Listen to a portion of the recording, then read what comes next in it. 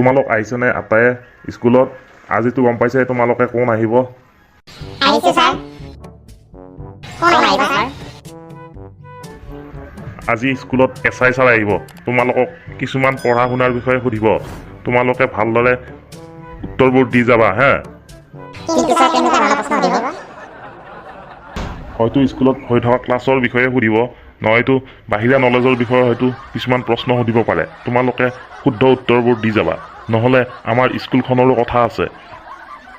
মই আজি মৰিলো কিবা হওঁতে মই নহ'লে কি কম কি নকম মোৰ কিবা ভয় ভাৱ এটা সোমাই গ'ল এতিয়াৰ পৰাই।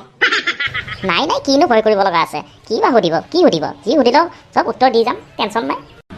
বৰুৱা আছানে পিছে? হয় ছাৰ আছোঁ, আহক। Good morning sir. মৰ্নিং। পিছে তোমালোকৰ পঢ়া শুনাবোৰ ভালদৰে চলি আছেনে? আছে স্যাৰ। আচ্ছা, তোমালোকৰ প্ৰথমতে বাৰু মই চিনাকিটো লৈ লওঁ। তোমালোকে এজন এজনকৈ নামবোৰ কোৱাচোন বাৰু। নমস্কাৰ, মোৰ নাম জয় বৰুৱা। নমস্কাৰ, মোৰ নাম অভয় দাস। নমস্কাৰ, মোৰ নাম বিক্ৰম তামুলী। হ'ব বাৰু, বাকীবোৰৰ চিনাকি অলপ পিছলৈকে ল'ম বাৰু। আচ্ছা অভয়, তুমি কোৱাচোন, অসম আমাৰ ৰাজ্য আৰু ভাৰত আমাৰ দেশ। এই ভাৰত দেশৰেই হৈছে আমাৰ অসমখন এখন অংগৰাজ্য। গতিকে তুমি এই বিষয়ে দুআষাৰ বহলাই কোৱা। হয় স্যাৰ, অসম এখন ভাৰতৰ অংগৰাজ্য নহয় স্যাৰ। ভাৰতৰ নখ ৰাজ্য। অসম হ'ল ভাৰতৰ নখ ৰাজ্য স্যাৰ। নখ ৰাজ্য? এইটো আকৌ কেনেকুৱা ধৰণৰ ৰাজ্য? স্যাৰ, নখ মানে হ'ল আমাৰ অংগৰ এটা নখো এটা অংগ। সেই নখটো যেতিয়া বাঢ়ি গৈ থাকে তাক আমি কাটি পেলোৱা হয়। ঠিক তেনেকুৱাকে বাঢ়ি গ'লেও কিছুমানে কি কৰে মানে ঠিক নখটো দীঘল কৰি ৰাখি থৈ দিয়ে। ঠিক তেনেকুৱাকে আমাৰ অসমখনকো ভাৰতৰ নখ হিচাপে আমাক ৰাখি থৈছে দীঘল কৰি, হয়তো কাটা নাই। কিন্তু আপুনি মেপখন চাবচোন, ভাৰতৰ মেপখন আপুনি যদি চাই দেখা পাব অকণমানত লাগি আছে। সেই অকণমানখিনিও যদি কেতিয়াবা নহয় ছিগি যায় তেতিয়া সেই নখটো কাটা বুলি ধৰি ল'ম। সেয়ে মই নখ ৰাজ্য বুলি ক'ব খোজোঁ।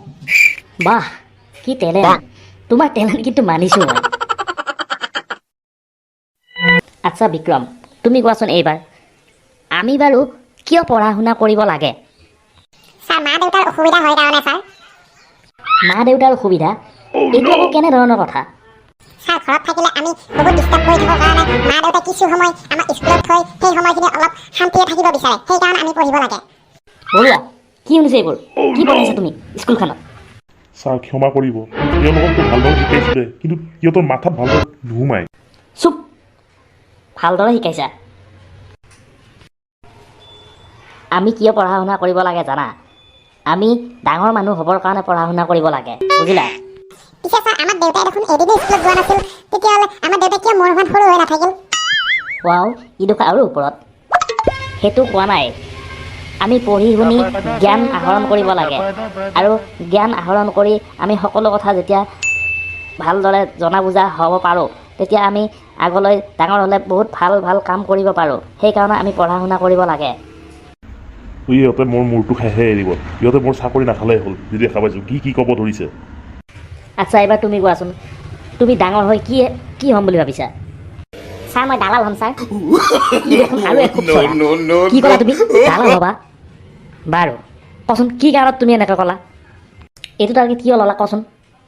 স্যাৰ, মই দালাল হ'লে সেই সৰু সুৰা দালাল নহয় স্যাৰ, মই প্ৰফেশ্যনেল দালাল হ'ম। কাৰণ আজিকালি দালালবোৰহে বহুত টকা ইনকাম হয়। কিয়নো আজিকালি যিবোৰ দালাল ধৰি আছে চৰকাৰে, সেইবোৰ সৰু সুৰা দালাল। যিবোৰ ডাঙৰ ৰৌ বৰালি প্ৰফেশ্যনেল দালালবোৰ এতিয়াও ধৰিব পৰা নাই। সেইকাৰণে মই দালাল হ'ম, বহুত টকা বনাম।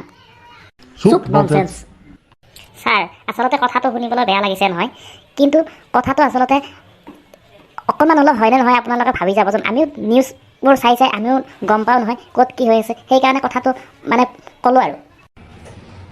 কথাটো অৱশ্যে নোহোৱা নহয়, হ'লেও তোমালোকে এনেকুৱা কথাবোৰ মনলৈ নানিবা। কাৰণ চৰকাৰে যি ধৰণে কামবোৰ কৰি আছে, তেওঁলোকে নিজৰ কামবোৰ কৰিয়ে আছে, আৰু এদিন নহয় এদিন এখন সুস্থ সমাজ নিশ্চয় আমি দেখিবলৈ পাম। তোমালোকে মনত ভুলতো এইবিলাক কথা নানিবা। আৰু তোমালোককো এটা কথা কওঁ, তোমালোকেও ভালদৰে পঢ়া শুনা কৰিবা। ভালদৰে পঢ়া শুনা কৰিলেহে আমি এখন সুস্থ সমাজ গঢ়াত বহুদূৰ আগুৱাই যাব পাৰিম। সেয়ে তোমালোকক মই বিনম্ৰভাৱে অনুৰোধ কৰিছোঁ, তোমালোকে ভালদৰে পঢ়া শুনা কৰিবা। আৰু মা দেউতাৰ কথাবোৰ সদায় শুনিবা, মা দেউতাক সন্মান কৰিবা।